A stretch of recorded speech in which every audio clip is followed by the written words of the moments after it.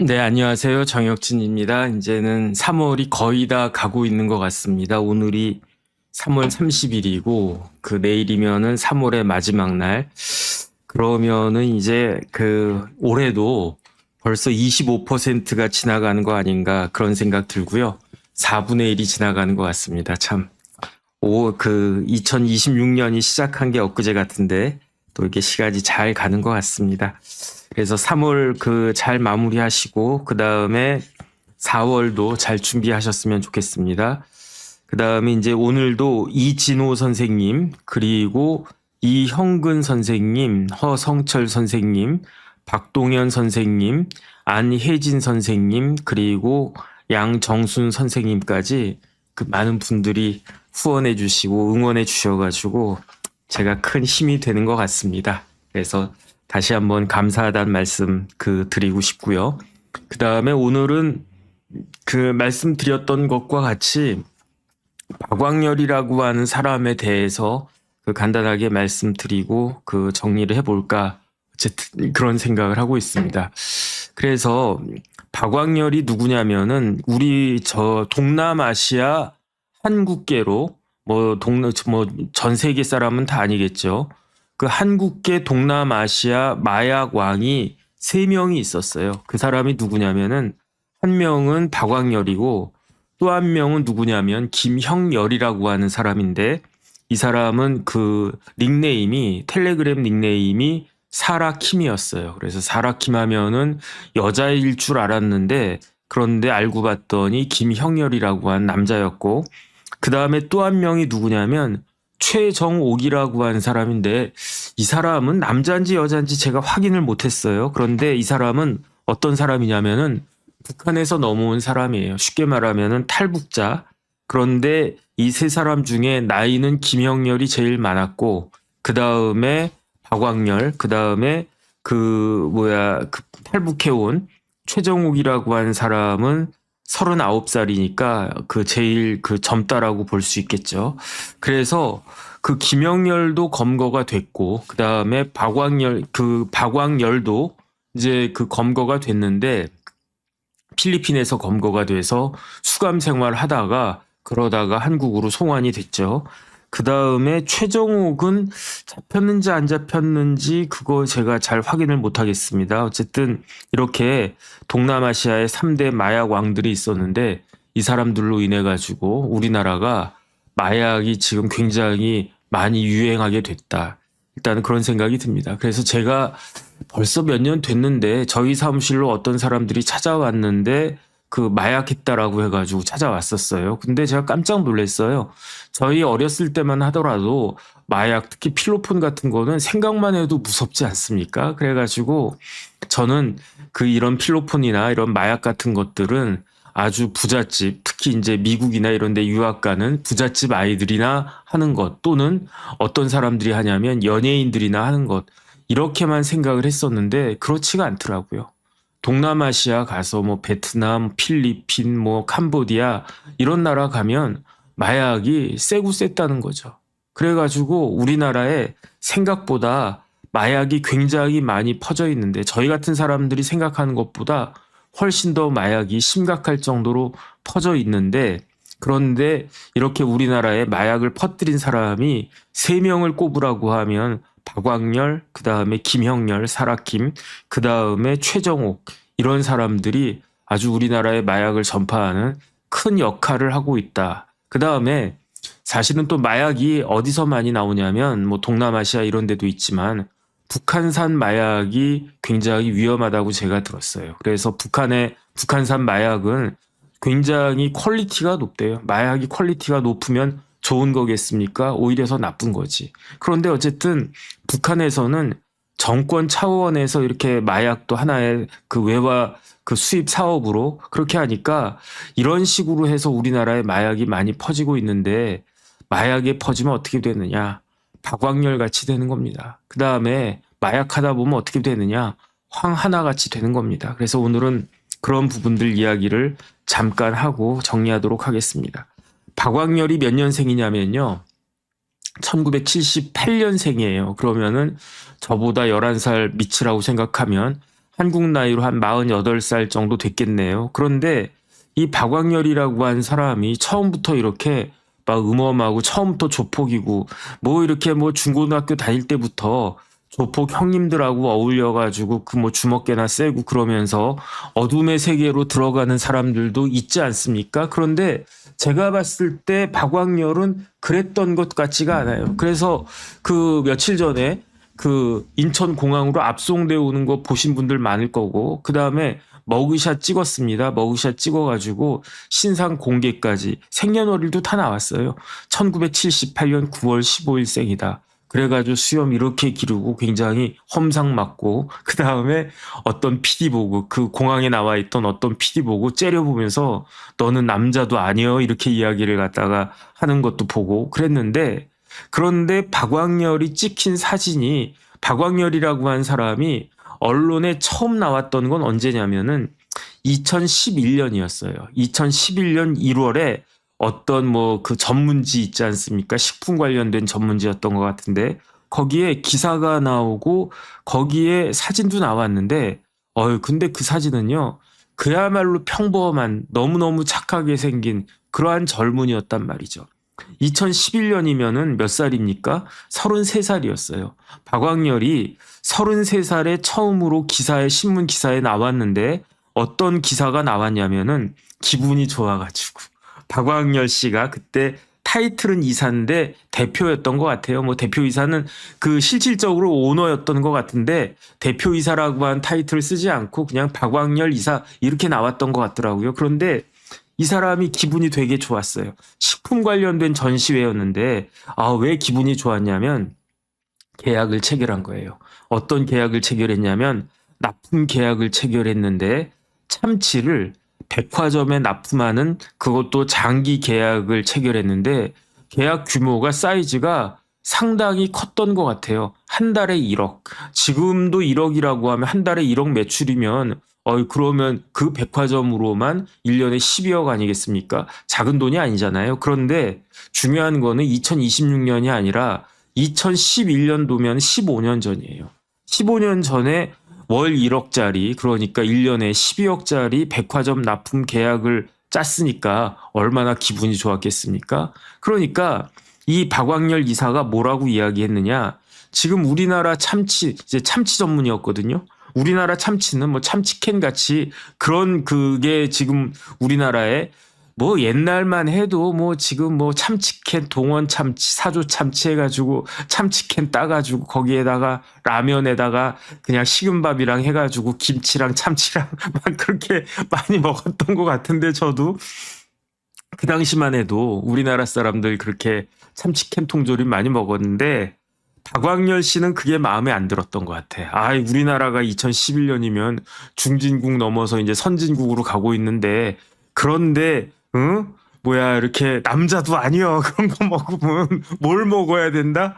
생참치를 만든다. 먹어야 된다. 우리나라 정도 되면 이제는 생참치를 먹어야 된다. 그래서 박광렬 씨가 한국에 생참치로 새로운 식탁 문화를 전파하겠습니다. 신문 기사가 이렇게 나오는데 이렇게 웃어요. 웃고 그 다음에 이제 그 살도 얼굴이 반쪽이었던 것 같아. 그때 비하면은 막 이렇게 우락부락 험상궂게 됐는데 그때만 하더라도 뭐 수줍은 모습으로 이런 사진을 팍팍 띄워드려야 되는데 제가 능력이 안 돼가지고 박광렬의 회사가 어떤 회사였냐면 유벤타스라고 하는 회사였어요. 그런데 어디에 있었느냐? 광주에 있었어요. 전라남도 광주가 아니라 경기도 광주.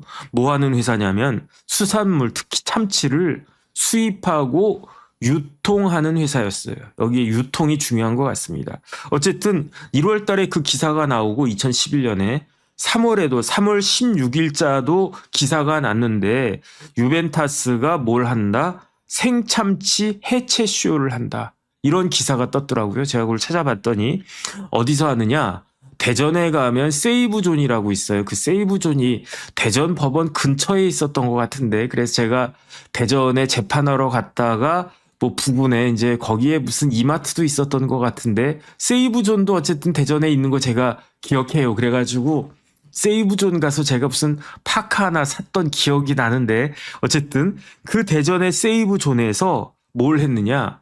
생참치를 해체하는 생참치 해체 쇼를 했다는 거예요. 그러니까 일식집 가면 그 주방장님 딱 나오셔가지고 이만한 칼 가지고 막 이렇게 쇼하지 않습니까? 그러면서 참치를 갖다가 막 이렇게 해체하는. 그런데 그것보다도 훨씬 더 그 진짜로 큰 참치 이만한 거를 백화점 뭐 식품관이나 그런 데 딱 놓고 진짜 생참치 해체하는 그런 쇼를 갖다가 2011년 3월 16일에 했는데, 여기서 또 중요한 게 뭐냐면 생참치 해체 쇼만 한 게 아니라 크라카, 코코넛 크랩 이런 것들도 선보였다라고 했는데, 이 크라카가 뭔지는 잘 모르겠어요. 근데 아마 갑각류 아닐까 싶어요. 그 다음에 코코넛 크랩은 뭔지 대충 알 것 같아요. 크랩이면 뭐 계란 뜻 아니겠습니까? 코코넛 계란 뜻이겠지. 그런데 이 그 유벤타스 박광렬 대표가 이렇게 그 들여왔던 크라카와 코코넛 크랩이 어디 산이냐? 필리핀 산이었던 거예요.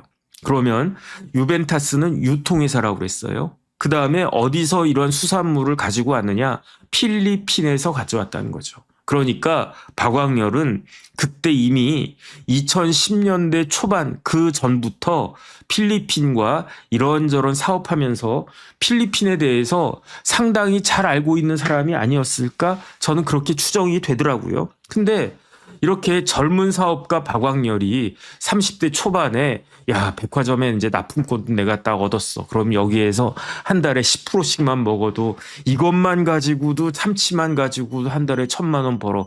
2011년입니다.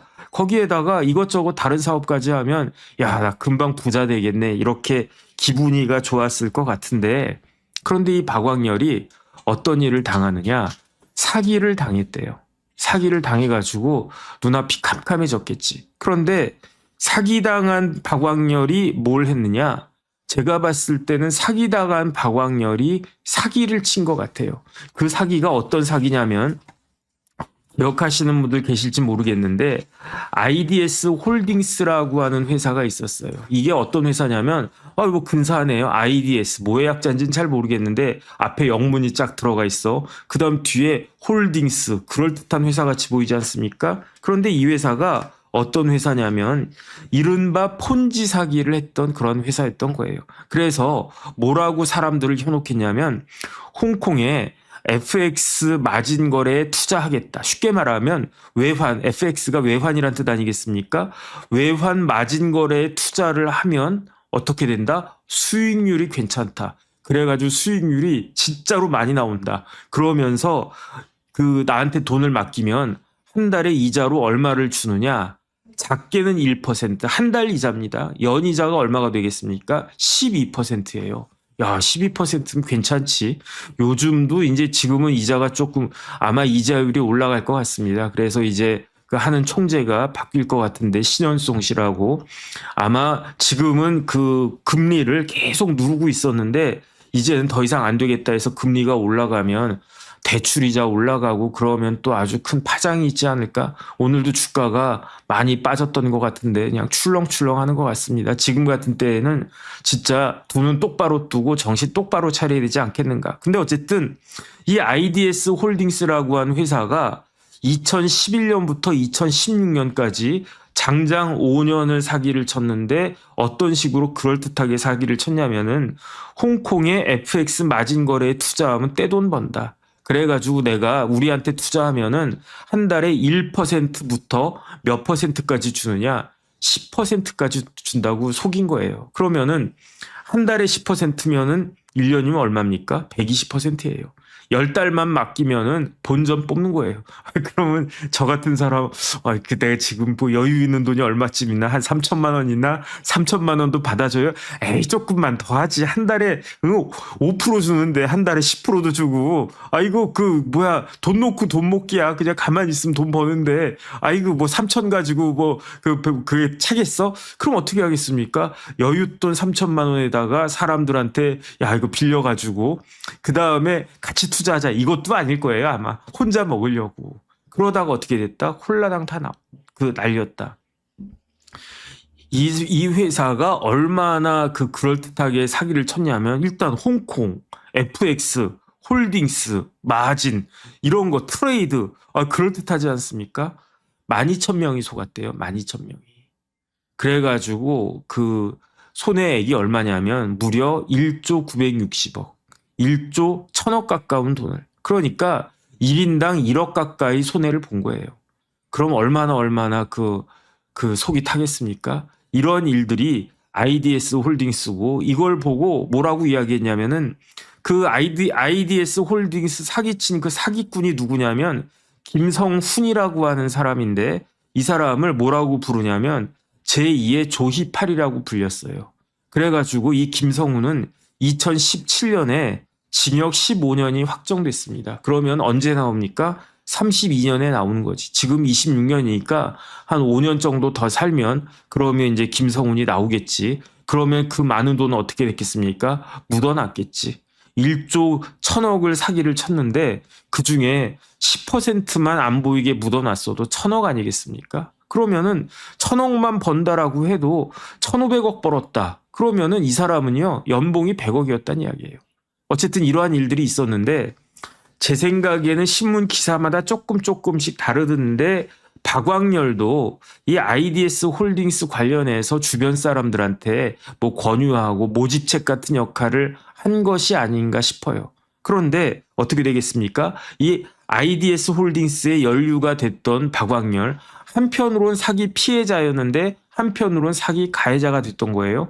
수사망께 막 쪼여와요. 그럼 어떻게 하겠습니까? 튀어야지. 어디로 튑니까? 옛날에는요, 뭐 이런 이야기 하긴 좀 그렇지만 우리나라에서 범죄 저지른 사람들이 중국으로 튀었다가 거기서도 못 버티면 베트남으로 튀었다가 베트남에서 더 튀면 어디로 튀느냐? 캄보디아로 튀었다가 그러다가 막장으로 끝까지 갈 때까지 간 사람들이 어딜 가느냐? 필리핀으로 간 경우가 많이 있다고 제가 들었어요. 그런데 박광렬은 처음부터 베트남도 아냐 캄보디아도 아냐 곧장 필리핀으로 튀었어요. 왜 필리핀으로 튀었습니까? 그 필리핀에서 수산물, 크라카, 코코넛 크랩 이런 것들을 수입해서 유통한 일을 했었으니까 마닐라에 갔다가 왔다 갔다 많이 했겠죠. 저도 마닐라는 딱 한 번 가봤었어요. 그때 제가 일이 있어가지고 그 저희 클라이언트 회사가 뭐 필리핀 관련해가지고 뱅킹 쪽 관련해가지고 무슨 시스템 관련해서 어떤 뭐 수주 같은 거 할 게 있을 것 같다 해가지고 한번 동남아시아 투어를 해보자 해가지고 그때 제가 베트남 그다음에 말레이시아 그리고 필리핀 이런 데를 딱 갔었던 기억이 나는데 그다음에 제 친한 친구가 또 필리핀 마닐라에서 사업하는 친구도 있고 해가지고 그 친구 덕에 이렇게 뭐 그 마닐라 시내도 한번 구경도 하고 그랬었던 것 같은데 이 필리핀이라고 하는 데가 마닐라만 해도 극과 극이더라고요. 어디지? 무슨 아주 신도시 같은 데는 강남 뺨쳐요. 그런데 그렇지 않은 데는 진짜 우리나라 70년대 뭐 그냥 80년대 그런 수준 아닌가? 어쨌든 박광렬이가 필리핀으로 도주를 해서 거기서 뭘 했느냐? 한국에 이제 더 이상 들어올 수가 없어요. 수산물 수입 유통하는 유벤타스는 아마 폐업했을 거예요. 한국 돌아오면은 당신 IDS 홀딩스 관련된 공범이지 해가지고 잡혀갈 것 같고. 그러니까 죽으나 사나 필리핀에 그 뼈를 묻어야 되겠다 이 생각을 했는데 제가 그 인터뷰한 걸 봤더니 이 박광렬이 대한민국에 대해서 한이 많아요. 어떻게 한이 많냐면 내가 유벤타스 운영하면서 아주 꿈에 부풀어 있었는데 어떤 놈이 나한테 사기를 쳐서 이 한이 됐다. 대한민국 하면 한국 하면 한이 됐다. 그런데 뭐 자기는 사기 안 쳤나? 제가 봤을 때 자기도 사기 쳤던 것 같은데 어쨌든 박광렬이 뭐라고 이야기하느냐? 나는 대한민국에 한이 맺힌 사람이다. 그래서 나는 제2의 조국으로 필리핀을 택했다. 필리핀 가서 이 사람이 뭐 했냐면 카지노를 했어요. 카지노.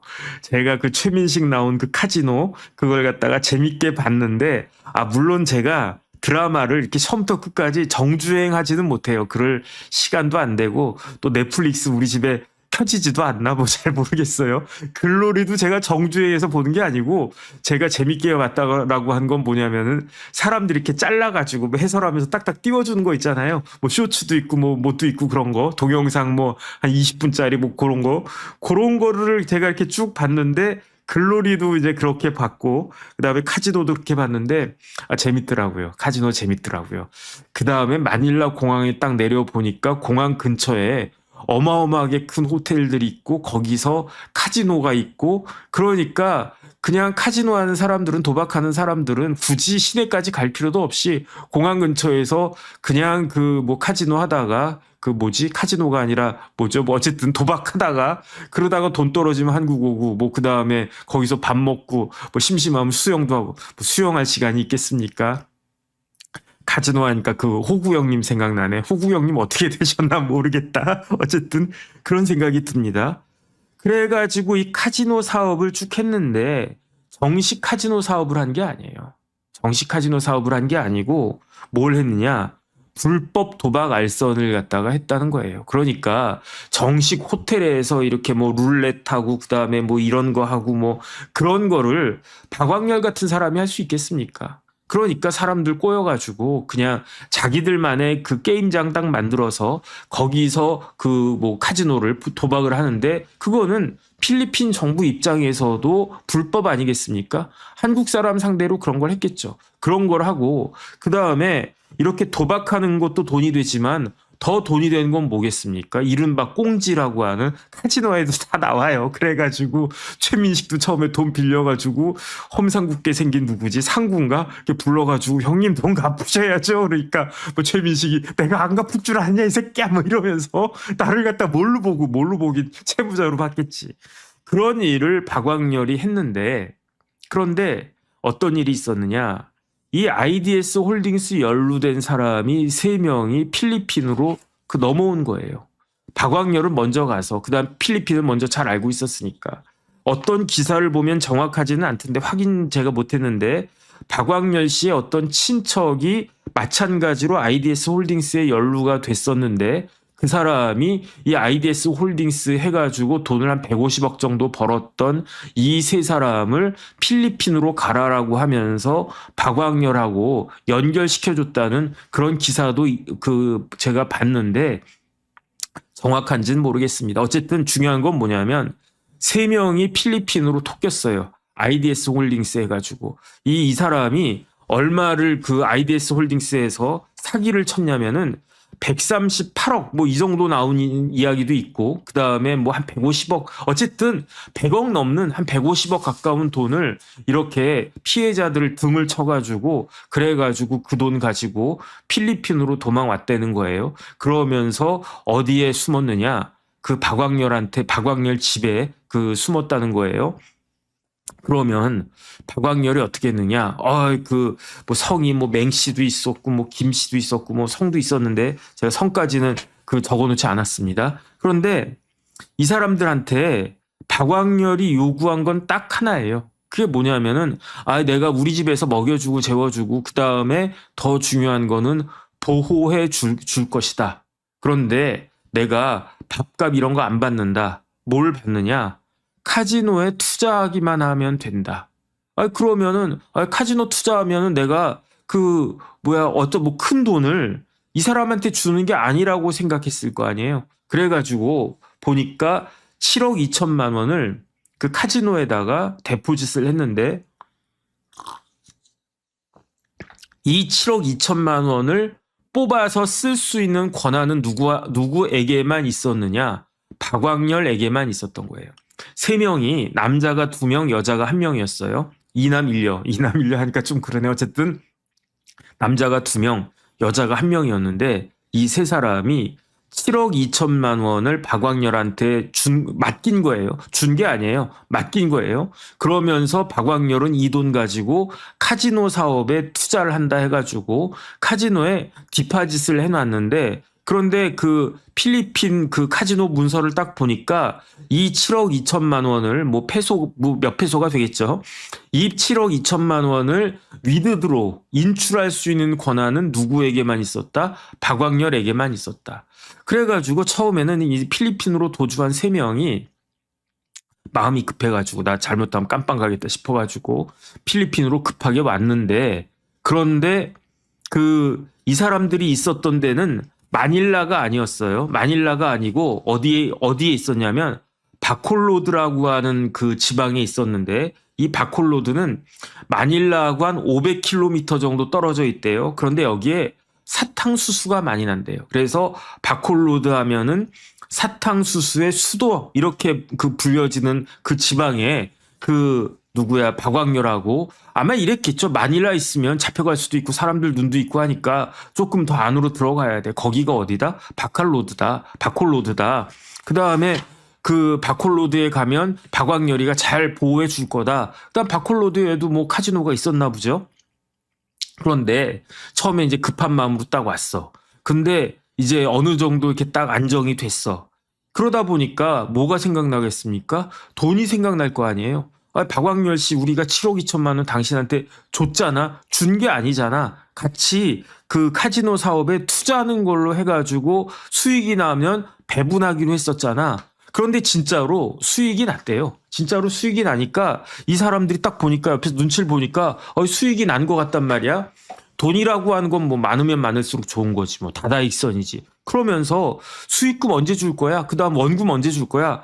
이러면서 이 세 사람하고 박광렬하고 사이에 갈등이 딱 벌어진 거예요. 그다음에 박광렬이 입장에서는 이 사람들이 뭐야 건져주니까 뭐 보따리 찾냐? 뭐 이런 식으로 이야기를 할 수도 있고 그다음에 더 중요한 건 뭐냐면은 이 세 명이 가지고 있었던 돈이 7억 2천만 원이 아니라 제가 적어놓은 거에 따르면은 이 세 사람이 138억을 편취했다고 그랬으니까 이 138억도 아마 거기 바콜로드까지 가지고 오지 않았을까 이런 생각이 드는 거예요. 저는. 그래. 근데 이 138억이 어디로 갔는지는 지금도 알려져 있지가 않습니다. 근데 138억이 탐이나 근데 그것도 모르고 7억 2천만 원 그냥 나 주고 이거 당신 먹고 떨어져라 이렇게 해도 내가 탐이 나가지고 저 사람들을 어떻게 할까 이런 생각을 했었을 것 같은데 이 세 사람이 7억 2천만 원 빨리 그 원금도 돌려주고 수익금도 배분하고 그래야 되는 거 아니요? 막 이런 식으로 이렇게 막 다그치니까 박광렬이 어떻게 했습니까? 결심을 한 거예요. 어떻게 결심을 했느냐? 보내자. 그래가지고 누구를 부르냐면 서울에서 김춘수라고 하는 사람을 불러요. 그래가지고 같이 5명이서 박광렬하고 피해자 3명하고 김춘수하고 5명이서 며칠 동안 한 집에 있었어요. 한 집에 있다가 어떤 일이 있었느냐.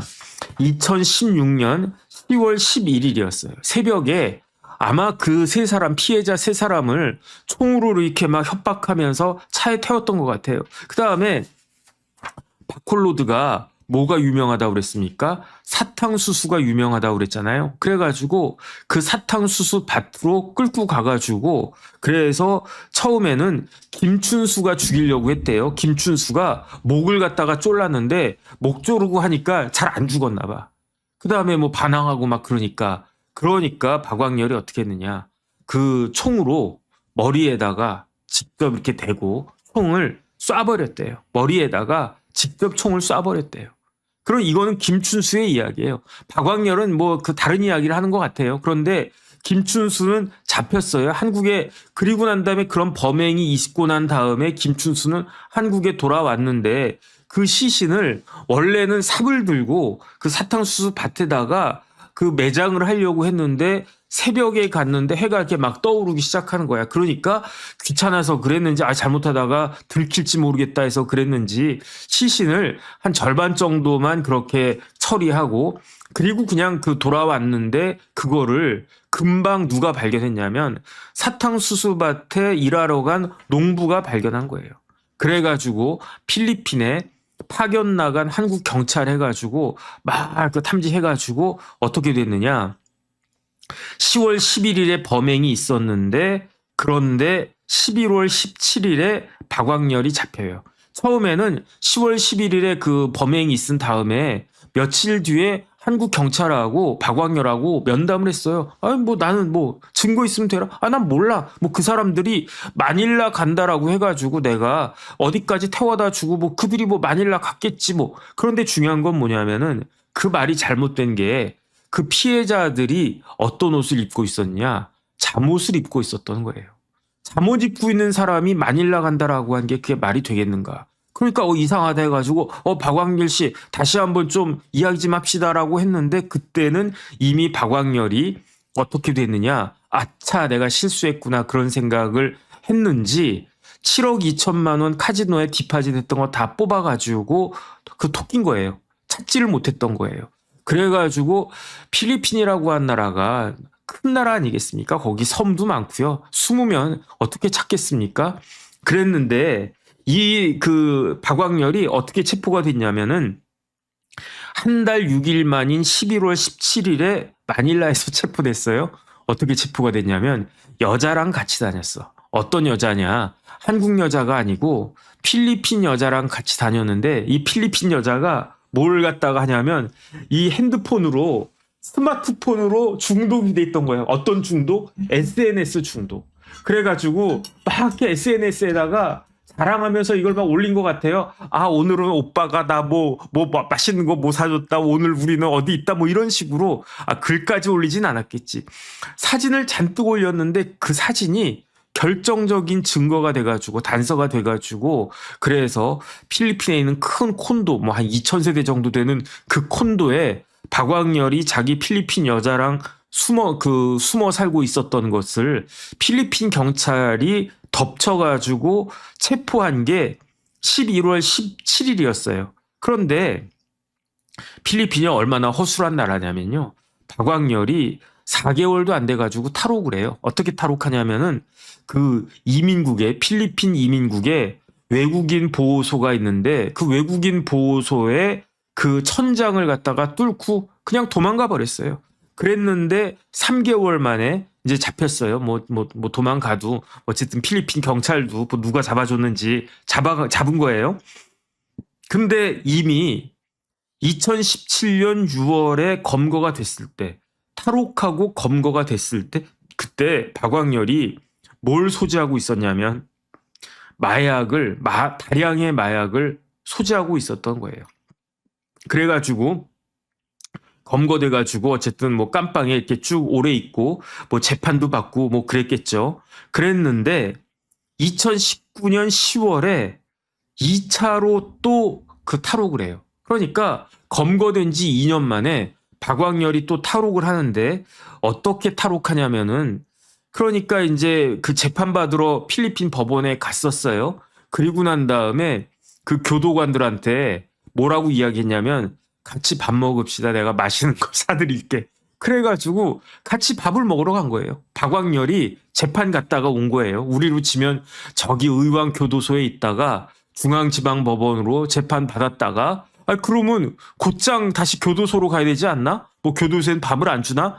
그런데 저기 과천쯤 가가지고 정혁진 교도관님 밥이나 한번 먹읍시다. 내가 밥 살게 해가지고 박광렬이랑 교도관이랑 법원 다녀오다가 식당에 들렀는데 더 황당한 건 뭐냐면은 박광렬이 교도관한테 나 잠깐 화장실 좀 갔다 올게요 해가지고 화장실 간 다음에 화장실에 그 창문을 깨고 나가가지고 도망을 친 거예요. 박광렬이. 이쯤 되면 제가 봤을 때는 박광렬하고 간수하고 짠 거 아닌가? 그거 말이 안 되지 않습니까? 물론 옛날에 우리나라도 쭉 이렇게 뭐 옛날 소설책 같은 거 읽어보면 1960년대 이럴 때에는 우리나라도 이제 죄수들이 그 수감자들이 저기 뭐 이렇게 그 교도소로 옮긴다든지 아니면 뭐 재판받으러 갔다 온다든지 그럴 때 밥 먹으러 갔다 뭐 그런 그 내용이 나와요. 1960년대에 제가 그런 소설을 읽었던 기억이 나요. 근데 필리핀은 아직도 그렇다는 이야기죠. 근데 어쨌든 중요한 건 뭐냐면 2019년 10월 16일에 탈옥을 그랬는데 어떻게 됐느냐. 2020년 10월 28일에 이제 검거가 돼요. 한 1년 정도 이제 탈옥을 갖다가 했다는 이야기죠. 그랬는데 그 사이에 어떤 일이 있었냐면은 그 사이에 그 박광렬이 마약 관련해가지고 마약 유통에 눈을 뜨기 시작한 거예요. 그러니까 박광렬이 원래 유통 쪽에는 밝았던 사람 아니었습니까? 어떤 유통? 수산물 유통. 수산물이 마약으로 바뀐 거예요. 그러면서 그 박광렬에게 그 마약 유통을 가르쳐 준 사람이 누구냐? 그 사람이 3대 마약왕 중에 하나인 사라김 김형렬이에요. 사라김이라고 하는 것은 텔레그램의 닉네임인데 이 김형렬은 어떤 사람이냐면 새로운 방식으로 마약을 유통시키는 선구자적인 역할을 했던 사람이에요. 그래가지고 텔레그램으로 그 해외에 있는 마약을 한국으로 공급하는 역할을 하는 사람이 김형렬 사라김이었는데, 그런데 이 김형렬하고 그 박왕렬하고 필리핀 교도소에서 2020년 10월 28일에 그 다시 검거가 됐는데 박왕렬이, 그런데 그때쯤 해가지고 사라킴은요 어떤 사람이냐면 52세니까 그러니까 74년생쯤 되는 것 같아요. 2018년 10월에 베트남으로 출국해서 그때부터 이제 마약 관련된 비즈니스라고 해야 되나? 어쨌든 마약 관련된 범죄에 그 연루가 돼가지고 2019년 4월부터 한국으로 마약을 밀반입 파는 일을 쭉 해왔었던 사람이 그 김형렬인데 2020년 10월 28일에 박왕렬이 다시 그 검거가 된 이후에 이때 그 사라김은 베트남에 있다가 아마 필리핀으로 왔다가 필리핀에서 검거가 됐었던 것 같아요. 거기서 박왕렬하고 그 사라킴하고 만난 거예요. 그러면서 박왕렬한테 사라킴이 뭘 전수하느냐? 텔레그램으로 해외에 있는 동남아시아에 있는 마약을 한국으로 보내는 수법을 전수했다. 이런 이야기가 딱 나오는 거예요. 그리고 난 다음에 박왕렬은 2022년 4월에 이 그 대법원까지 가서 필리핀 대법원까지 가가지고 살인죄 등으로 형을 갖다가 받는데 3명 죽이지 않았습니까? 그래서 형량이 얼마가 나왔냐면 단기 52년, 장기 60년. 그러니까 맥시멈 60년까지 깜빵에 있어야 된다라고 하는 그러한 대법원 확정 판결까지 받았는데, 그런데 그 박왕렬이라고 하는 사람이 있었던 교도소는 어떤 데냐면 뉴 빌리비드 교도소였다가 제가 또 최근에 그 어제인가 나온 기사를 다시 봤더니 이 뉴 빌리비드 교도소에서 다른 교도소로 옮겼는데 그 교도소는 마닐라에 있는 게 아니라 마닐라에서 한 100km인가 몇 킬로 떨어져 있는 데인데, 그런데 교도소가요 4,900만 평이래요. 이 4,900만 평이면 평택의 미군 기지가 440만 평이거든요. 평택 미군 기지의 10배가 되는 10배도 더 큰 교도소가 사이즈가 그렇대요. 그러면서 그 4,900만 평이면 서울시의 4분의 1 정도가 되는 게 그게 교도소예요. 그게 무슨 교도소야. 그러니까 거의 서울 시내의 4분의 1 정도 되는 크기에서 그 교도소 안에서는 박왕렬이 그냥 마음대로 살 수 있는 거예요. 그러니까 에어컨도 나오고 테니스도 치고 그다음에 여자친구도 들어오고 별별 짓을 다 해도 핸드폰 가지고 텔레그램으로 마약 이렇게 범행 지시하고 이런 게 가능한 교도소에 그런 데서 60년 살아라. 60년도 살겠네 진짜로. 맛있는 것도 다 먹고. 근데 조금 깝깝하긴 하겠다. 왜냐하면은 처음에는 그래도 서울의 4분의 1이 얼마입니까? 그러면은 서울이 이렇게 해서 한강 있고 하면 동서남북 하면은 강남 서초, 강남, 송파, 강동 다 합쳐도 이거보다 작을 것 같다는 그런 생각이 듭니다. 어쨌든 그렇게 감옥 내에서 호화 생활을 하고 있었대요. 언제부터? 2019년에 탈옥해가지고 2020년에 검거가 됐는데 그때부터 지금까지 감옥 내에서 호화 생활을 했던 거예요. 그런데 박왕렬이 실수를 했어요. 어떤 실수를 갖다가 했냐면은 JTBC에서 인터뷰를 하기로 했대요. 그래가지고 아마 이 JTBC에서 인터뷰한 게 2023년 10월이에요. 그러면 박왕렬이 검거가 된 건 언제라고 그랬습니까? 2020년 10월에 검거가 돼서 그때부터 뉴 빌리비든지 어딘지 거기에서 우리가 생각하는 의왕교도소 그다음에 무슨 교도소 청주교도소 안동교도소 이런 데 생각하면 안 되는 거더라고요. 그냥 하나의 마을이야. 마을인데 그냥 떠나지만 마음만 먹으면 마닐라 와서 카지노도 하겠네. 어쨌든 그런 생각이 든단 말이죠. 근데 이렇게 깜빵 생활, 깜빵도 아니지 이 정도 뭐 교도소 생활을 그 억류 생활을 3년 정도 하니까 박광렬이 좀 긴장이 풀어진 것 같아. 그래가지고 이 박광렬한테 누가 그 접근을 했냐면 기자하고 PD가 접근을 했는데 그중에 적극적으로 접근했던 사람이 누구냐면은 JTBC의 PD 김최광일이라고 하는 PD가 그 박광렬한테 가가지고 인터뷰를 딴 거예요. 인터뷰를 땄는데 박광렬 이빨에다가 뭐 이상한 뭐 이렇게 은빛 나는 건가 뭔가 이렇게 뭐 옛날에 무슨 만화 영화 같은 거 보면 이빨이 고기만 이렇게 반짝반짝 빛나는 뭐 그런 것도 끼고 그랬었던 것 같은데 옥중 인터뷰를 2023년 10월에 했어요. 그러면서 막 자랑하는 거예요. 뭐 힘들지 않으세요? 그러면 뭐 힘들죠. 뭐 근데 힘들어 보이지가 않아. 그러니까 특히 그 피해자 있지 않습니까? 피살된 그 피해자의 유가족들이 완전히 열받고 그런 게 이제 그 방송에 나왔었는데 JTBC에. 그런데 거기서 뭐가 밝혀졌냐면 박광렬이 필리핀 교도소에 있지만 마음대로 스마트폰이나 통신이 자유로워가지고 국내에 마약을 유통시키는 그 일을 진두지휘하고 있다라고 하는 게 그때 밝혀진 거예요. 그때. 그 다음에 뭐 이런저런 아주 평안한 이야기하고 뭐 낄낄낄 웃기도 하고 그런 것들이 그 방송에 쫙 나가니까 그러니까 많은 사람들이 막 공분을 갖다가 했었죠. 그런데 박광렬도 화가 났어. 왜 박광렬이 화가 났냐면 3년 전에 화가 난 거예요. 3년 전에 화가 났는데 왜 화가 났냐면 그 JTBC의 최광을 PD가 인터뷰하자 해가지고 인터뷰를 했는데 이거 찍으면서도 박광렬이 아차하는 생각하지 않았겠습니까? 그래가지고 이거 보도하지 마. 내가 찍어는 줬는데 그렇다고 해가지고 이거 보도하면 나한테 좋을 거 없을 것 같아. 그러니까 최 PD 이거 보도하지 마. 보도하면 어떻게 할 거다? 나 진짜 화 날 거야. 그러니까 보도하지 마. 이렇게 이야기를 했는데 그런데 어떻게 됐습니까? JTBC에 방영이 됐어요.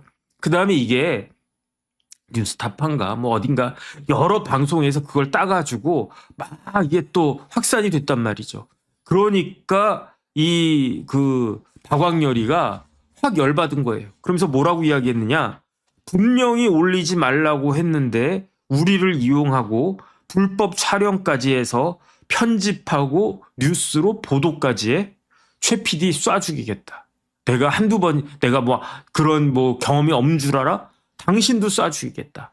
이렇게까지 필리핀에서 협박을 했었는데 어쨌든 그럼에도 불구하고 그 박광렬이가 한국에 들어올 수 있는 입장은 아니었고 한국에 들어올 생각도 없었겠죠. 근데 어쨌든 열 받은 거예요. 근데 이게 3년 지났으니까 싹 그 스며들었는데 그런데 어떤 일이 있었느냐. 이재명 대통령이 3월 4일에 필리핀을 갔어요. 필리핀 가가지고 누굴 만났습니까? 필리핀의 대통령을 만났는데 저는 조금 이상하다, 뭐 이상한 건 아닌데 어쨌든 그렇다라고 생각한 게 대통령이 필리핀하고 굉장히 현안이 많으실 텐데 박광렬에 대해서 꼭 찍어가지고 필리핀에서 박광렬을 그 잡고 있는데 그 사람 신병 인도해가지고 한국에서도 재판받게 해야 되는 거 아니겠습니까? 딱 이야기를 했더니 뭐 필리핀도 우리나라에 아쉬운 게 많겠죠. 옛날에는 필리핀이 우리나라보다 훨씬 잘 사는 나라였는데 지금은 완전히 180도 바뀌지 않았겠습니까? 그러니까 우리한테 아쉬운 게 많이 있으니까 한국 대통령이 딱 와가지고 박광렬을 꼭 집어서 이 사람 한국 좀 보내라. 왜냐하면 그 수사 더하고 재판까지 받게 해야 된다. 그러니까 필리핀 대통령이 오케이 한 거예요. 그래가지고 한국에 송환된 게 언제냐. 3월 15일, 오늘이 3월 30일이니까 지난주에 3월 수요일이었던 것 같네요. 제가 왜냐하면 뉴스트라담스 하면서 박광렬 이야기 잠깐 했었으니까 한국에 송환됐는데 몇 시에 송환됐냐면 07시 16분 3월 25일 수요일인 것 같은데 그날 아침 7시 16분에 인천공항에 딱 떨어진 거예요. 그런데 거기 누가 나와 있었다고요? 아까 이야기했던 최광일 PD가 딱 나와 있었던 거예요. 최광일 PD가 딱 나와 있었는데 그 최광일 PD를 뭘 딱 오면서 봤는데 저 새끼가 저기 있네. 그러면서 내가 분명히 보도하지 말라고 그랬어. 보도하면 나 진짜 화가 날 것 같아. 근데 보도했어. 진짜 불법 촬영까지 해가지고 편집까지 해가지고 악의적으로 보도를 해? 가만히 안 있겠어. 이렇게까지 이야기를 했는데 그 사람이 그 최 PD가 공항까지 나와 있네. 그러니까 이 박광렬이 유명한 이야기를 한 거예요. 그 최 PD 보고 너는 남자도 아니여 이렇게 이야기한 게 이러한 맥락에서 딱 이루어진 것이었던 것입니다. 그런데 중요한 건 뭐냐면은 박광열이라고 하는 사람이 이제 한국에 온 건 다 좋은데 그런데 중요한 건 뭐냐면은 이 박광열이 어떤 사람이다?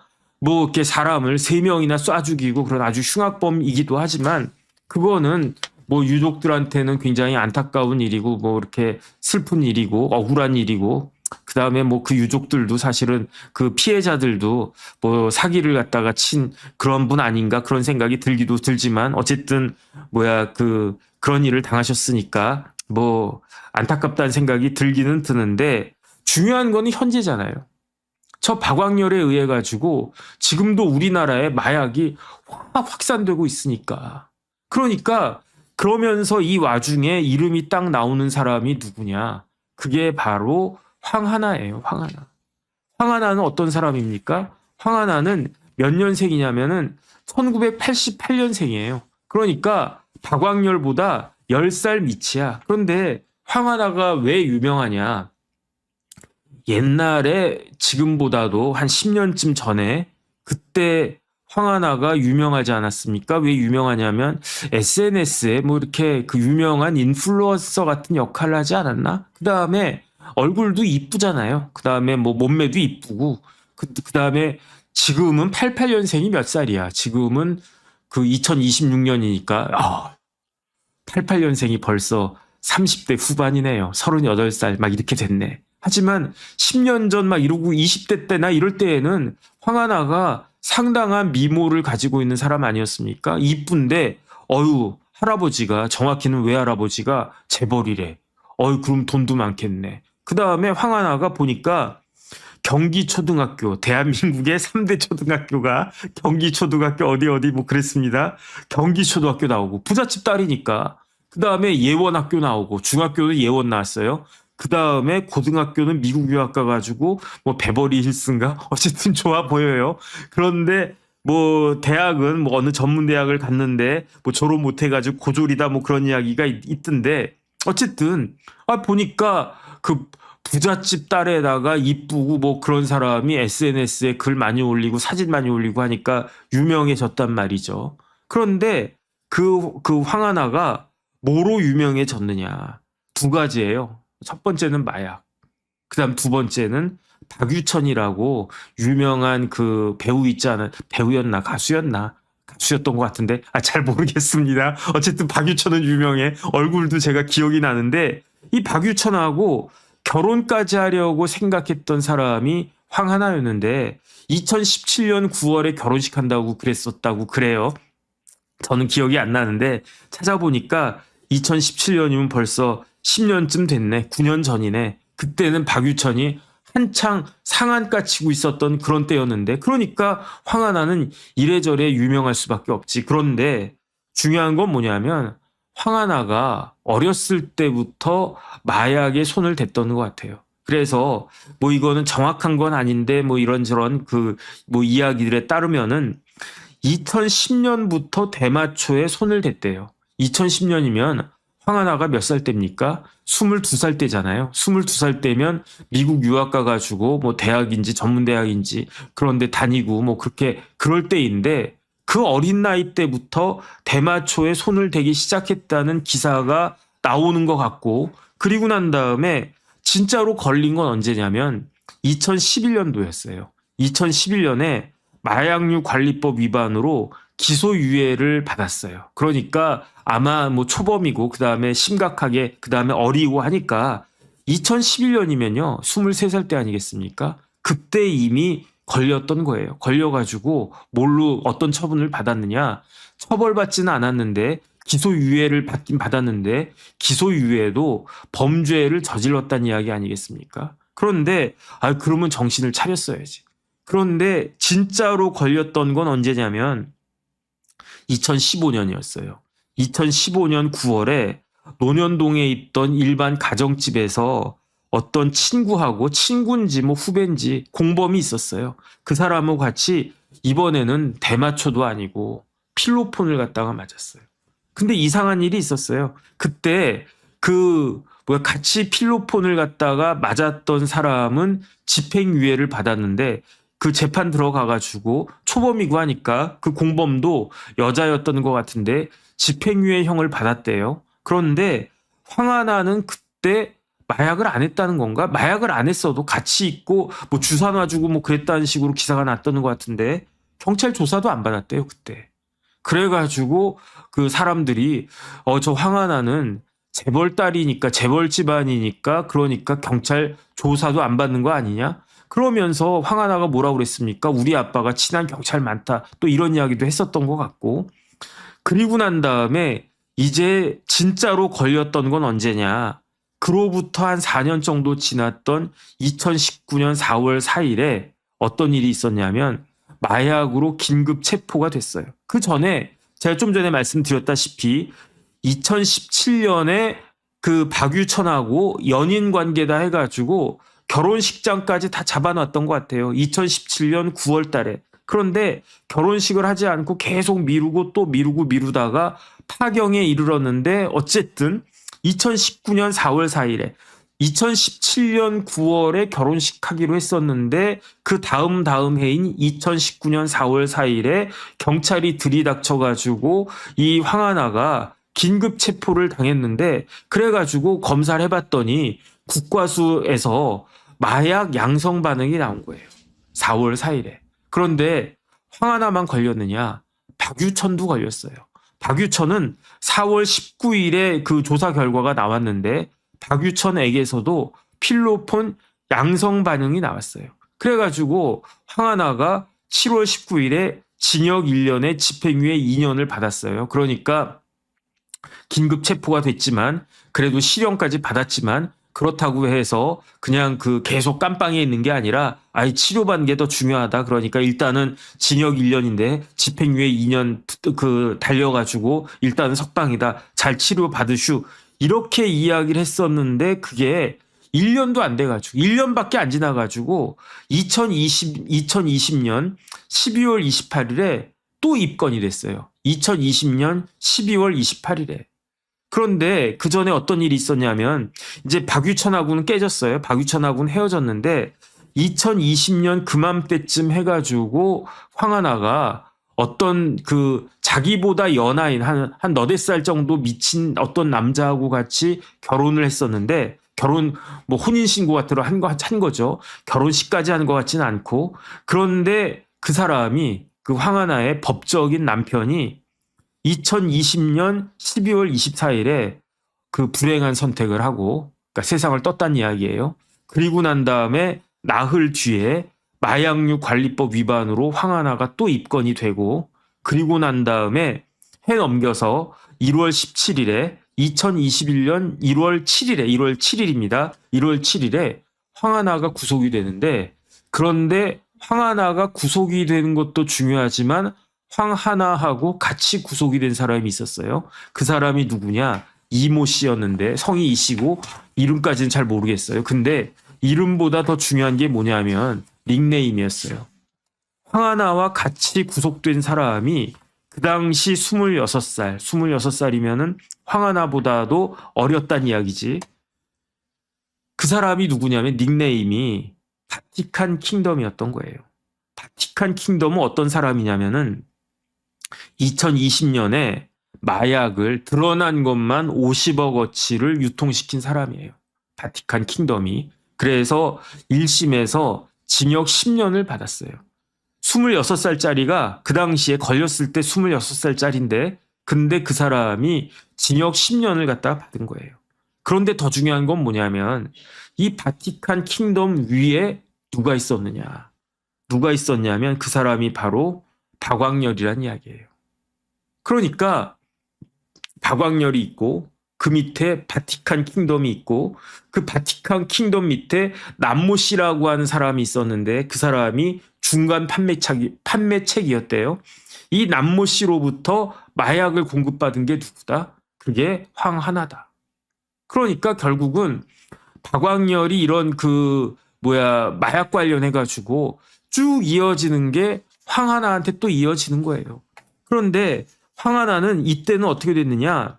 집행유예 이미 그 전과가 있었으니까 전과가 하나만 있었던 거라고 볼 수도 없죠. 왜냐하면 2011년에 기소유예, 2015년에 처벌은 안 받았지만 마약을 했다라고 한 흔적이 있고요. 2019년에 징역 1년에 집행유예 2년을 받았는데 또 걸린 거예요. 언제? 2021년에. 그러니까 2021년에 1심에서 징역이 떨어졌는데 징역 얼마를 받았냐면 2년. 근데 이때는요. 집행유예가 붙지 않았어요. 황하나한테 징역 2년이 딱 떨어진 거예요. 그랬는데 항소심 가가지고는 한 넉 달 정도 깎여가지고 징역 1년 8개월로 그 형을 갖다 받고 그리고 난 다음에 2022년 10월에 그 형기를 마치고 출소를 했는데 출소하고 나서 또 1년쯤 있다가 그러다가 2024년에 재작년 1월에 또 입건이 된 거예요. 또 입건이 돼가지고 마약하는 걸로 해가지고 그래가지고 2월에 또 이제 그 황하나 씨 또 조사받으러 오세요 그랬는데 갑자기 그 황하나가 2024년 2월 달에 태국으로 출국을 한 거예요. 태국으로 출국했는데 그때 왜 출국 금지도 안 했느냐 이런저런 이야기가 많이 있었던 겁니다. 그랬는데 작년에 제가 뉴스 퍼레이드 할 때 황하나 이야기를 했었어요. 그래가지고 제가 그때 좀 정리했던 게 있었던 것 같은데 2025년에 황하나가 발견이 됐어요. 어디서 발견됐느냐? 푸놈펜에서 발견됐어요. 근데 그때 푸놈펜에 뭐가 있었습니까? 그 푸놈펜에 한국 사람들 이렇게 잡혀가가지고 막 살해당하고 뭐 그런 거 그러한 뭐라고 했지 무슨 범죄 단지. 범죄 단지가 어디에 있었습니까? 캄보디아에 있었잖아요. 푸놈펜에도 범죄 단지가 있었다고 그랬었어요. 그래서 저도 캄보디아에 여러 번 갔다 왔었어요. 제가 캄보디아에 왜 여러 번 갔었냐면은 무슨 저희 지도 교수님 모시고 학회한다고 2번 갔었고 그 다음에 옛날에 부산저축은행에서 그 캄보디아 푸놈펜에다가 캄코시티라고 하는 그러한 그 프로젝트 한다고 해가지고 부산저축은행의 피해자도 많이 있고 해가지고 그래서 이제 예금보험공사 관련된 그런 일이 있어가지고 제가 캄보디아도 몇 번 더 가보고 막 그랬었는데 근데 작년에 푸놈펜 범죄 단지 나 같은 사람 잡혀가면은 범죄 단지 잘못 끌려가가지고 바닥 걸레 청소하고 막 그래야 되겠네 그럴지도 모르겠네 그래서 다음부터는 제가 아는 분들이 푸놈펜 가자 그래도 가지 말아야지 제가 그 생각을 했었는데 근데 캄보디아 제가 가봤더니요 참 희한하더라고요. 제가 이제 캄보디아를 딱 갔어요. 그러니까 법무부 차관이랑 미팅을 잡았었어요. 제가 그때 캄코시티인가 그 관련해가지고 일이 있어가지고 딱 갔는데 법무부 차관이 왔는데 라운드에다가 반팔티 입고 반바지 입고 왔더라고요. 근데 어디 누구 보면은 진짜 나이도 한 40살도 안 돼 보이고 그래가지고 저 사람이 법무부 차관이야? 저는 캄보디아에 차관님 나오신다고 그래가지고 의관을 딱 정지하고 어떤 분인가 해서 봤더니 저쪽은 되게 편하게 나오더라고요. 알고 봤더니 그 법무부 차관이 캄보디아에는 여러 명이 있대요. 여러 명이 있고 그 차관 이런 게 중요한 게 아니라 그 훈센 총리나 그 일가가 다 이걸 하고 있기 때문에 어쨌든 캄보디아니까 그 생각이 나네요. 근데 그렇게 해가지고 막 캄보디아 관련해서 우리나라 사람들이 이렇게 죽어가고 있다. 그 다음에 그 사람들이 해가지고 이렇게 전화 사기 해가지고 피해자가 막 남발되고 있다. 그런 다음에 그 한국 사람들 구출해 왔다 그랬는데 알고 봤더니 그 사람들이 사기꾼들 아니었습니까? 막 그런 일들이 있었을 때 황하나가 딱 찍혔던 거예요. 뭘로 찍혔다? 푸놈펜에 있다. 푸놈펜에 제가 깜짝 놀랐던 게 제가 처음에 캄보디아 푸놈펜 갔을 때는 진짜로 뭔 놈의 도시가 이러냐 그랬는데 제가 코로나 터지기 직전에 갔었거든요. 마지막으로 제가 푸놈펜 갔던 게 코로나 터지기 직전이었는데 와 푸놈펜에 공항은 옛날하고 똑같아요. 그래가지고 무슨 공항이 이 모양이냐 이놈의 나라는 이렇게 바뀌지도 않나 그랬는데 그 공항은 똑같더라고요. 지금은 어떻게 된지 모르겠어요. 근데 시내 들어오니까 50층인지 70층인지 와 좋은 데는 강남 뺨치는 그러한 그 뭐 동네가 되어 있더라고요. 어쨌든 푸놈펜의 그렇게 럭셔리한 주상복합에서 황하나가 태국의 부자들과 같이 지내고 있다라고 하는 게 그 신문에 그 방송에 딱 뜬 게 있었어요. 그러다가 황하나가 작년 12월 24일에 귀국을 합니다. 그리고 난 다음에 26일에 구속이 됐는데 왜 작년에 황하나가 귀국을 했냐면 아들이 하나 있었어요. 아들이 2025년생, 작년에 태어난 아들이 있었어요. 전 남편은 이제 그 세상을 뜬 게 2020년이었으니까 전 남편 자식은 아니죠. 뭐 누군데 아버지가 있기는 있겠지. 그런데 황하나가 애도 생기고 했으니까 캄보디아에 더 있을 수 없어서 어쨌든 내가 그 구속될 것을 각오하고 그리고 한국에 들어왔다. 이렇게 딱 되어 있었는데 그런데 어쨌든 중요한 건 뭐냐면은 이 황하나는 뭐하고의 접점이 되느냐. 황하나는 두 가지거든요. 첫 번째 뭐라고 그랬습니까? 박왕렬의 고객이었다고 그랬잖아요. 박왕렬, 바티칸 킹덤, 그 밑에 남모 씨로부터 해가지고 그 라인으로 해가지고 마약을 받았다는 거 아니겠습니까? 그런데 황하나 하면 또 뭐가 생각이 나느냐? 황하나 하면 옛날에는 두 가지가 생각났었어요. 첫 번째는 박유천, 두 번째는 버닝썬의 단골이다. 버닝썬이라고 하는 그 바에 가가지고 거기를 갔다가 뭐 대표도 잘 알고 그래가지고 그 지금까지는 황하나 하면 다시 한번 정리를 하면 황하나 하면 박유천 그리고 버닝썬이었는데 이제 하나가 더 늘어나게 된 거죠. 그게 뭐다? 박왕렬이다. 버닝썬은 옛날부터 있었던 무슨 빤가 뭔가 저는 그런데 가보질 못했어요. 왜냐하면 가려고 그러면 뺀찌나 못 들어가. 아저씨 가. 아저씨 같은 사람들이 여기 올 때가 아니야. 아저씨는 옛날에는 뭐 그런 거 있지 않았나? 그 뭐지 이렇게 뭐 앉아가지고 뭐 이렇게 뭐 그렇고 하는데 그런 데나 가. 뭐 카지노가 아니고 뭐였죠?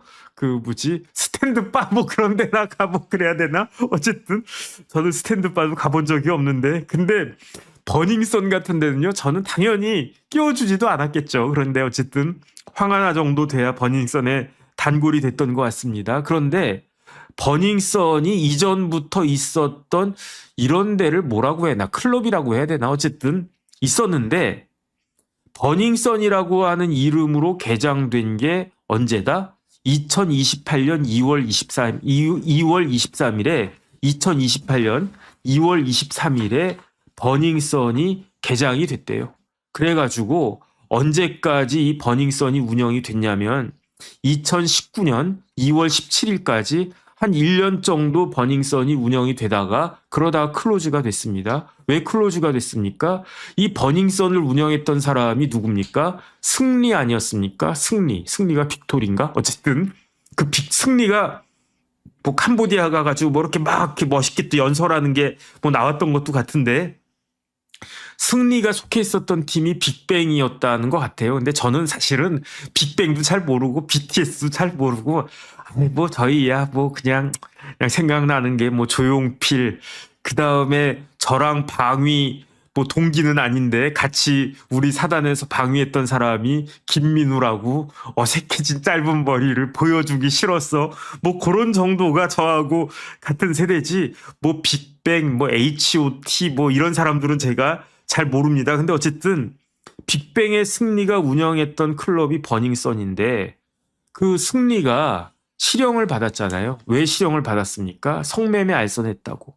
그 다음에 가수 정준영하고 최종훈하고 이 사람들도 잡혀가가지고 깜빵이 있었어요. 왜 그랬습니까? 집단 성폭행 혐의가 있다고 해가지고 인정이 돼서 그 혐의가. 그런데 이제 버닝썬 하면은 유명한 게 뭡니까? 만수르 세트가 그 당시 돈으로 2018년 돈으로 1억을 했대요. 그래서 이 뭐 만수르 세트도 유명했고. 그런데 이 버닝썬의 그 단골로 다녔던 사람이 황하나고 그 다음에 황하나 하면 제가 지금 쭉 말씀드린 것처럼 마약이 유명하고 그 다음에 그래서 그때 뭐 물뽕이라고 그랬나요? 그 버닝썬에서 이런저런 그런 것들이 있었다. 뭐 그게 이제 그 기사에 쭉 나왔었던 것 같은데 그런데 버닝썬이 이렇게 있었던 그럴 때 이 버닝썬에다가 마약을 공급했던 마약 왕이 결국은 박광렬 아니었을까? 이런 의심을 지금 하는 것 같아요. 그래가지고 버닝썬 관련해서 박광렬 들어온 김에 이참에 다 싹 조사해가지고 미진한 것이 있으면 확인을 갖다가 해야 되겠다. 지금 수사기관에서 그렇게 하고 있는 것이 아닌가. 저는 그런 생각이 듭니다. 시간 많이 갔는데 마지막으로 두 가지만 말씀드리고 끝내겠습니다.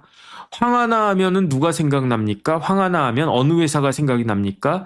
남양유업이 생각이 나요. 남양유업이 황하나하고 어떤 관계냐면 남양유업이 1964년에 만들어진 회사였어요. 그러니까 저보다도 형님이야. 남양유업이. 그랬는데 이 남양유업을 만든 회장님이 누구냐? 홍두영 회장님인데 홍두영 회장님의 그 외손자가 황하나란 이야기인 거죠. 남양유업이 굉장히 잘 나가는 좋은 회사였어요. 그래서 남양유업 하면 생각나는 게 첫 번째, 남양유업이니까 우유가 생각나지만 저희 어렸을 때는요. 남양유업에서 나온 뭐를 먹었느냐? 분유를 먹었어요. 아, 분유가 그냥 달달하니 맛있지 않았습니까? 그래서 분유 한 통 사다 놓고 숟가락 딱 놓고 생각날 때마다 퍼먹고 제가 뭐 그랬었던 것 같은데 그 다음에 남양유업 하면 생각나는 게 뭐냐면요. 저희 때는 우량아 선발대회 뭐 이런 게 있었어요. 그래가지고 남양유업이 분유로 돈 벌기 시작해가지고 정식 옛날에는요. 우리나라가 일반 생우유 지금 뭐 우리가 그냥 늘 그냥 마시는 그런 우유를 먹을 만한 그러한 경제력도 없었던 거예요. 왜냐하면 분유는 오래오래 우유는 금방 상하잖아요. 그래가지고 우리나라 우유가 중국에서도 굉장히 인기가 좋대요. 왜 중국에서 인기가 좋냐면 유통기한이 있는데 일본에서 오는 우유는 중국까지 가면은 유통기한이 지나가 버린대요. 그러니까 중국에서 자기가 만든 우유가 아닌 중국산 우유가 아닌 해외 우유 중에 신선한 그대로 공급할 수 있는 나라는 한국밖에 없다고 그러더라고요. 그래서 중국에서도 한국 우유가 굉장히 인기가 높다라고 이야기를 했었는데 그런데 지금 우리나라 정도 되니까 우유 먹지 옛날에는 유통기간이 한두 없이 긴 분유를 먹고 우리가 자라지 않았습니까? 그런데 그 분유의 선두주자가 남양유업이었고 거기서 회사가 그냥 탄탄해져가지고 진짜 제대로 된 우유, 뭐 요구르트, 뭐뭐뭐 해가지고 회사가 무지무지하게 좋은 회사였어요. 근데 어쨌든 남양유업이 저희 어렸을 때 우량아 선발대회 해가지고 포동포동한 애기들 딱 나가면은 지금 같으면 이렇게 찐빵이야 막 이랬을 텐데 옛날에는 좋았어요. 옛날에는 뭐가 좋았냐면 옛날에는 머리가 크면 그게 자랑이었거든. 우리는 저희 어렸을 때는요. 저 국민학교 다니고 그럴 때는 머리 작은 애들은 무시했다니까 그랬는데 지금 세상이 바뀌어가지고 머리 작은 애들이 저같이 머리 큰 대두족들을 무시한단 말이야. 옛날이요. 이런 생각이 듭니다. 그래서 남양유업이 다른 회사들하고 동종업계에서는 부동의 1등이었어요. 남양유업이. 그래가지고 남양유업이 매출이 얼마 정도 된지 아세요? 매출이 2009년도에 1조가 넘었어요.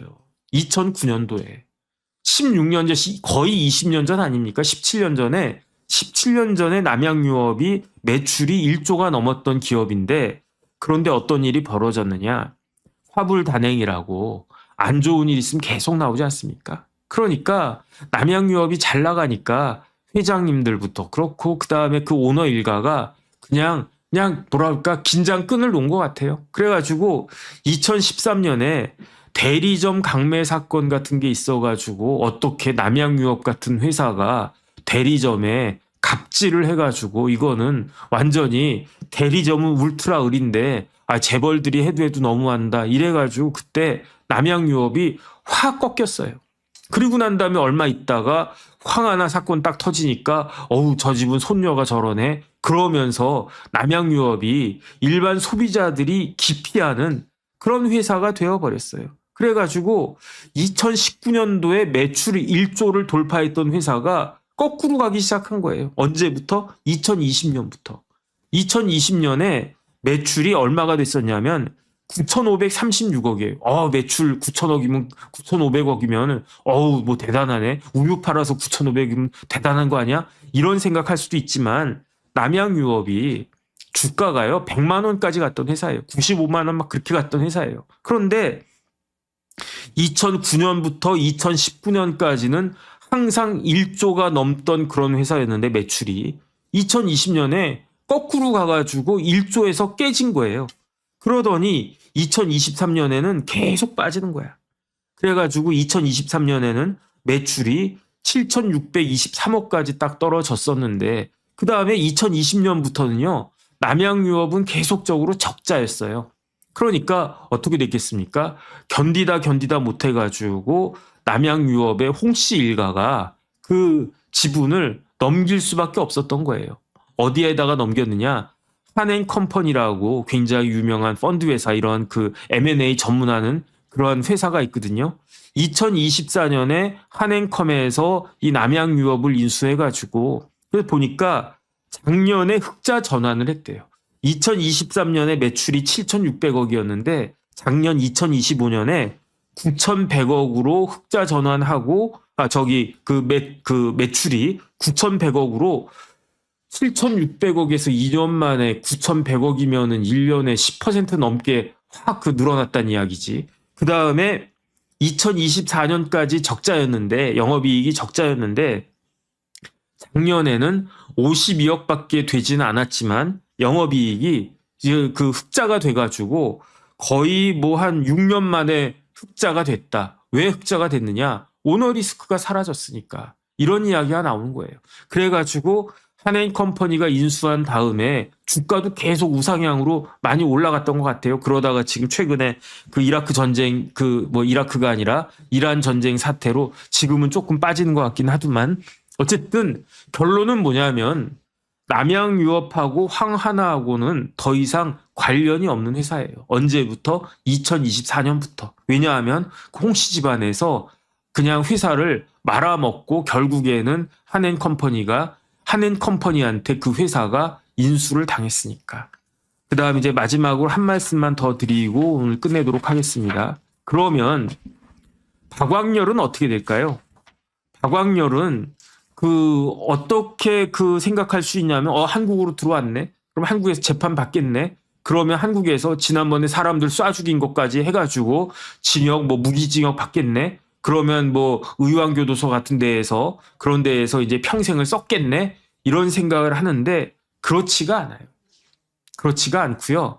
박광렬이 한국에 송환된 거는 어떤 송환이냐면, 임시인도예요. 임시인도. 그 말은 뭐냐면은 박광렬에 대해서 이제 한국의 경찰 이런 데에서 한국의 경찰에서 수사하고 한국의 검찰에서 기소하고 한국의 법원에서 재판을 받고 재판이 끝나면 박광렬은 어떻게 된다? 재판이 끝나면 의왕교도소로 가가지고 교도소 가가지고 의왕이든지 아니면 청송이든지 어디든 가가지고 평생을 거기서 썩어야 되나? 썩어야 되겠지 이렇게 생각하는데 그게 아니에요. 재판이 끝나면 박광렬은 어떻게 되느냐? 필리핀으로 갑니다. 왜 필리핀으로 가느냐? 필리핀 당국이 박광렬을 풀어준 거는 뭐 때문이다? 어떤 근거다? 임시인도다. 임시인도라고 하는 것은 수사와 재판이 끝나면 그 나라에서 본국에서의 수사와 재판이 끝나면 다시 그 사람을 필리핀으로 데리고 와가지고 필리핀에서 자녀 형기를 채우게 한 다음에 그런 다음에 풀려나면 그 사람을 한국에서 다시 잡아가지고 한국 법원이 때린 그 형을 갖다가 살라고 한다. 이게 임시인도 형식인 거거든요. 그런데 제가 말씀드렸잖아요. 박광렬이 필리핀 대법원에서 얼마 받았다고요? 6년 받았다고요? 아니 60년 받았다고 그랬잖아요. 단기가 52년, 장기가 60년이라고 그러지 않았습니까? 그런데 2020년에 검거가 됐으니까 그 다음에 그 전에 그 검거돼서 탈옥한 거 한 1년 반 쳐도 얼마나 했을까요? 지금까지 한 6년, 한 7년, 8년? 이 정도 했네. 그럼 미니멈 앞으로 45년은 더 살아야 돼요. 박광렬이 지금 몇 살이라고요? 78년생이니까 내일 모레면 50살이야. 아이, 좋아. 그러면 45년에서 뒷자리 떼. 40년만 치고. 그 다음에 48에서 2년을 더해. 그럼 50살이라고 치고. 필리핀에서 형기를 다 마치면 박광렬은 90살이 되는 거예요. 근데 한국에서 대법원까지 재판 다 마치려면 얼마나 걸리겠습니까? 제가 봤을 때는 한 1년은 걸리지 않을까? 1년? 미니멈 1년은 걸릴 것 같은데. 그러니까 박광렬은 1년쯤 뒤가 되면은 다시 신문 기사가 나올 것 같아요. 박광렬 필리핀으로 돌아가다. 그러면은 제가 그 신문 기사를 보니까 필리핀 교도소는요 방문할 수도 있대요. 그냥 저 같은 사람도 필리핀 교도소로 관광 갈 수도 있대요. 그러면 이제 필리핀 교도소 가가지고 박광렬 씨 그러면서 저 옛날에 정법전 TV에서 그 박광렬 씨 다뤘는데 혹시 보셨어요? 뭐 이런 거 물어볼 수도 있고 그런 거 아닌가? 어쨌든 이런 식으로 아마 진행이 될 것 같은데 제 개인적인 생각으로는 뭐 대통령이 박광렬을 한국으로 불러와가지고 그래서 한국법의 심판을 받게 하게 한 것은 저는 잘한 일이다라고 생각을 하는데 더 중요한 건 뭐냐면은 우리나라에 마약이 퍼지지 않게끔 뿌리 뽑는 마약 청정국으로 다시 되돌리는 노력이 필요하지 않을까 저는 개인적으로 그런 생각이 들고요. 그 다음에 뭔지 이렇게 찜찜한 게 버닝썬 아니겠습니까? 그때 뭐 경찰총장 이야기 나오고 막 그러지 않았습니까? 그때 경찰총장으로 일컬어졌던 사람이 아직까지도 그 총경이던데 그 사람이 문재인 대통령 때 경찰 인사를 막 쥐고 흔들었다 뭐 그런 이야기도 듣고 그랬던 것 같은데 근데 뭔가 석연치 않은 그런 부분들도 있는 것 같고 어쨌든 그런 생각이 듭니다. 그래서 박광렬 관련해가지고 조금 뭐 저도 궁금한 점이 있었고 그 다음에 어쨌든 마약에 대한 경각심을 이루면 안 되겠다. 어쨌든 개인적으로 그런 생각이 들었습니다. 네, 오늘도 잘 들어주셔서 감사드리고요. 저는 내일은 어떻게 해야 되나 좀 내일도 좀 동선이 왔다 갔다 할 것 같아가지고 어쨌든 잘 모르겠는데 어쨌든 가능한 내일 인사 드릴 수 있도록 한번 잘 해보도록 그렇게 하겠습니다. 네, 오늘도 잘 들어주셔서 감사드립니다. 네, 고맙습니다.